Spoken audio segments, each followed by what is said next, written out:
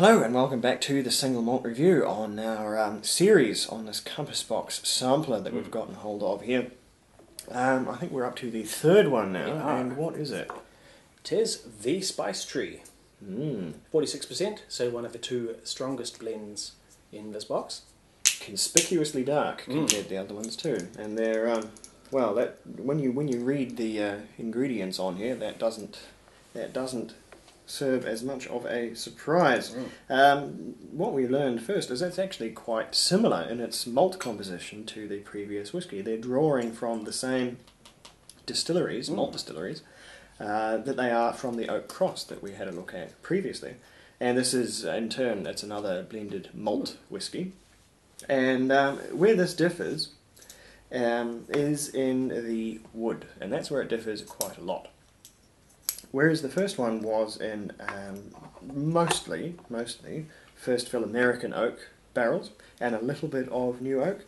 This one is a little bit in French oak, or rather a little bit in bourbon, and significantly in what they refer to as new French oak. Significantly to the tune of 80%, which is huge. And 80% of the whiskey coming from fresh French oak, European oak. That sounds absolutely dangerous to me. We would expect this to be just the woodiest whiskey ever, really. So it'll be a bit of a revelation to actually try it. Yeah, so it's the same, essentially, whiskies from the same sources, same locations, in the same ratios as in the Oak Cross. But key difference being the ratio of the casks used, and describe an extended maturation in those fresh French oak casks. So yeah, probably an older whiskey, and be much more time spent in that new wood, 80% as opposed to 40% for the Oak Cross, and as I say, a higher bottling percentage by a full 3%.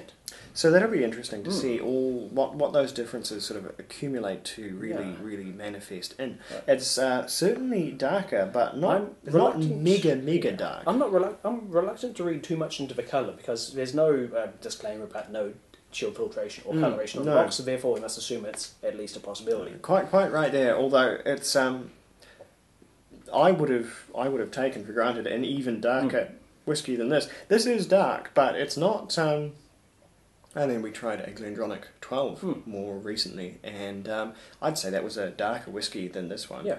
And goodness, I don't know how they're avoiding so much colour from their casks, I suppose is what I would say. Coloured or otherwise, they seem to be somehow getting away with it. I thought if you put 80% of your whiskey into unused French oak casks, you would be getting something practically black, but who knows? So anyway, however they've done it, this is the Spice Tree. That smells good. It is, for what it's worth, I think the higher priced one of the ones we're dealing with here, sort of their more premium exhibition, but we'll see if it really warrants that. It smells lovely. Again, a lot of citrus. There's some orange and a little bit of grapefruit. I think the citrus has turned more to a preserved peel end of the spectrum here. There's, funnily enough, there's a lot of spice as well. Whereas there was supposed to be some clove in the last one, the Oak Cross, I didn't really detect a great deal. This one I do. There is clove and cinnamon and nutmeg and sort of preserved orange rind specifically, not so much lemon.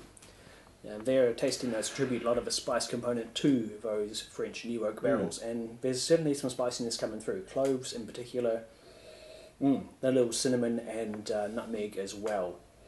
That increased strength, there's just a little bit of hotness in the nostrils now as well. For the first time where I'm, at least myself, smelling that, getting a little bit of alcohol heat in the nose.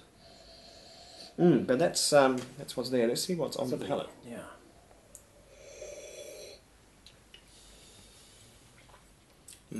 Oh, wow. Colour me impressed. It's barley sugars, dried apricots. Fresh apple. That is a very thick whiskey. Whereas the last two were quite sort of fresh. This is a very, goodness me, it really coats the mouth. It's sort of unctuous and oozing in terms of how it feels. It is a very, very textural whiskey, more than we normally see. Yeah, with the influence of a Speyside and Highlands, and also the use of virgin oak, it is both sappy and syrupy at the same time. It's very sticky. Yeah, that is, I think, one of the oiliest tasting whiskies, or feeling whiskies in terms of its texture, that we've had in a very, very long time. That's really quite something special. That's that really is quite a bit different from the Oak Cross, despite the composition being identical in terms of the malt portion. I think the difference in casks, and significantly the difference in age, you can really taste the age on this one. It's a much more mature whiskey, I think. That Klein-Leachy beeswax is still there, but it's much subdued. It is. It's wallowing in this vat of syrupy, fruity Highland and Speyside. So I won't drown this one, but I'll put a wee bit of water in. And that has freshened up the nose, as you'd expect. It's quite fruity now.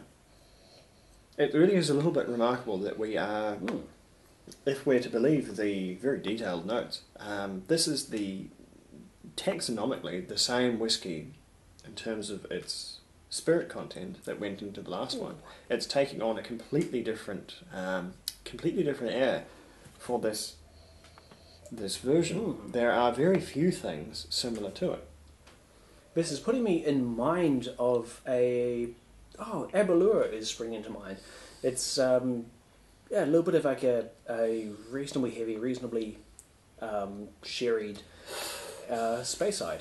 It is a little bit like an older sherry Aberlour. It's a little bit like a older sherried Mortlach as well. I think that, well, we're still assuming it's Mortlach, but I'm pretty sure it is. I think that distillery is showing its quality a bit more, whether it was Klein-Leach last time. Yeah, with the complete absence of any sherry maturation here, that's quite remarkable. Well, absence of sherry maturation, but presence of French oak. Yeah. So that's the oak that sherry maturation takes place in. So it's sherry casks minus the sherry, effectively. And of course, the sherry is only one part of it. The wood is quite different in parts. The tannins are very different, and the flavours that result from it is very different. Even when you take the sherry out, it's a very, very different thing from American first white very oak. bourbon, adding just a hint of the lively acidic fruit to it. There's maybe a faintest whiff of peat on one of those whiskies, but I can't honestly say for sure. I'm detecting just a wee bit of peat on both of them. It's as the glass goes down, it's more obvious. This is quite fascinating in just how different it is to the last one. I think we're dealing with a whiskey that is quite a lot older here. I wouldn't be surprised if there was some whiskey in its 20s in here. Wow. No small quantity of it either. It has a weight and a depth to it that is really quite pleasing. This turns me onto it quite a lot. I just wish I could more aptly sort of describe how. As with the last one, it is just a little bit kaleidoscopic in terms of different things happening at once, but this one just has this unifying fullness and weight to it that really, really speaks to me. I like this one a great deal. This one is it's going to have to be a 90 from me. What do you think? Yep. I'm continuing the upward trend in my scores. This one rates an 89 for me. It is again leaps and bounds ahead of the Oak Cross, which was even higher than the Asula, which was, as our starting point, still a really good blend. Yeah. This is raised the bar even higher, whereas the Oak Cross had a few clashes, a few disharmonies.